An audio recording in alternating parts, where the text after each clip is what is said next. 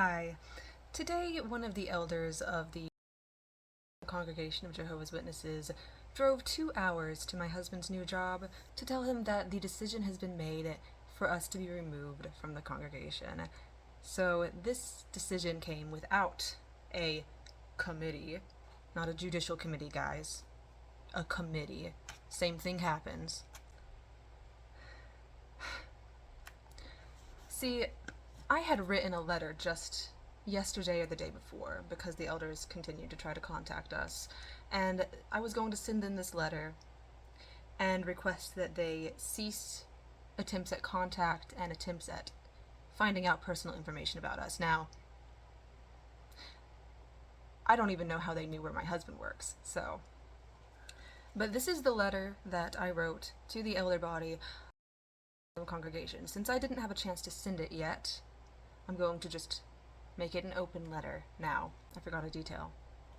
So, one of the reasons that the elders even wanted to meet with us is because I decided that I was going to send a letter to 2 different people who I care very deeply about in the congregation. One of them was my best friend and her mom, actually. And I decided to send these letters because I hadn't been attending meetings, I hadn't been going in the ministry, and they were worried about me. And I felt for that. They kept asking me how I was, and I would tell them I'm doing great, I'm actually recovering my health, I'm recovering my mental health, I'm feeling really good.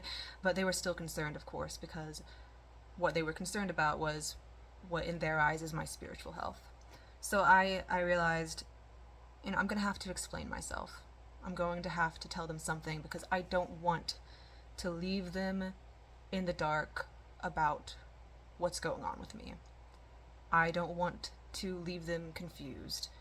Being hurt is one thing. Being hurt and confused is something else entirely. And I would rather have someone be hurt but fully know what's going on than be hurt and just confused, because I know how that feels and it's not a good feeling.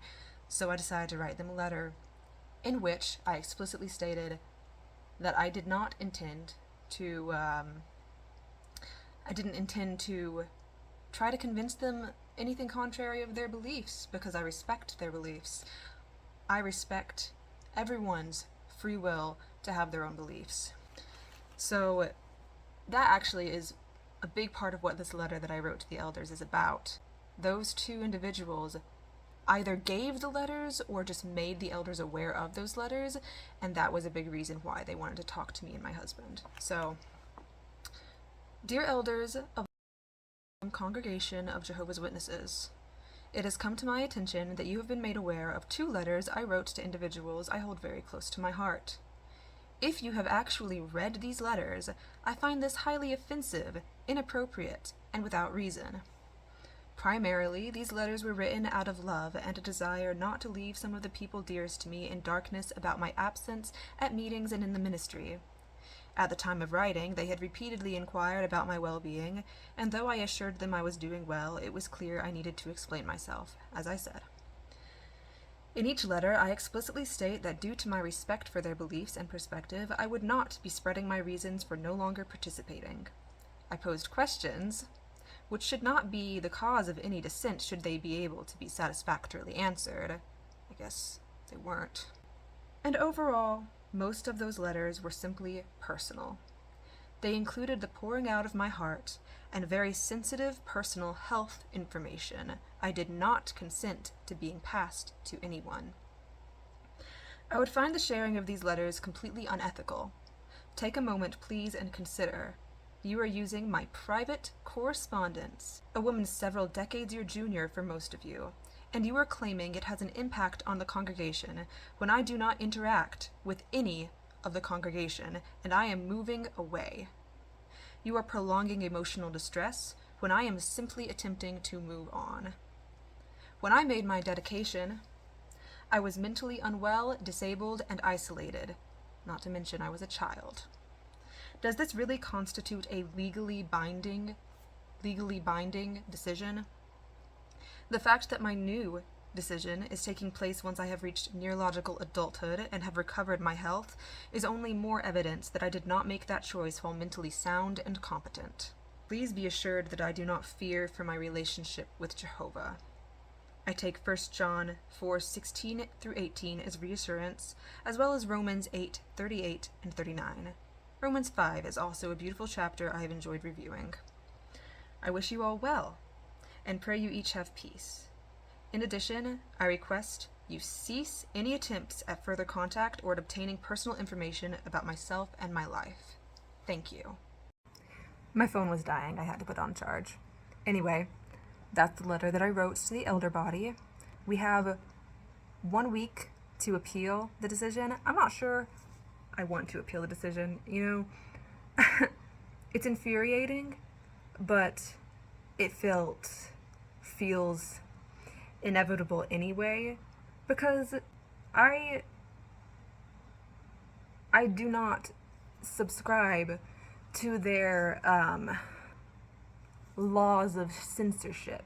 Their authority is false. Their authority is not something that means anything. And it is a personal choice of my family if they're going to start shunning me, and they are. They're going to make that personal choice. And if that's part of their path in life, and that's part of their learning experience in this grand thing that we call life, then I'm not going to try to get in the way of that. I am going to follow my own path, and I'm going to learn the lessons that I need to learn, and I'm going to do it as a free individual, not constrained by an illusion of authority by a group of individuals who are right in their own eyes and who are convinced that they know something so wholeheartedly that they are completely closed off to anything real.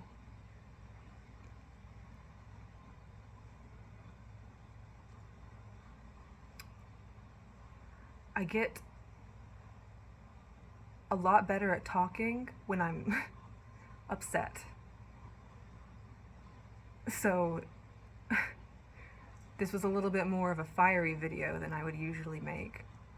Usually I take a little bit more time to think about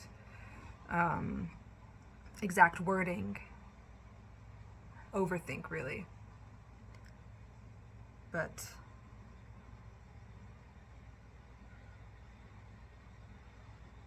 I'm holding space in my heart right now for both love and anger.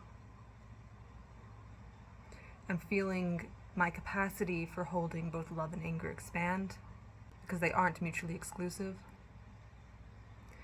And this is something I'm going to be processing for a while. It honestly feels kind of good, because having the idea of being removed from the congregation as just something dangling in the peripheral of my life was not fun at all. And if this is the moment that the cord is cut, then this is the moment that the cord is cut. And I accept that. If that isn't, I think my husband is going to be appealing for us. If it isn't where the cord is cut, what difference does it make? I'm already being shunned.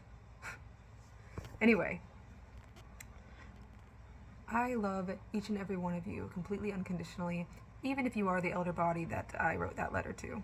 I love you completely unconditionally, and I hope that each and every one of you can find that unconditional love within yourself as well. I will be seeing you later.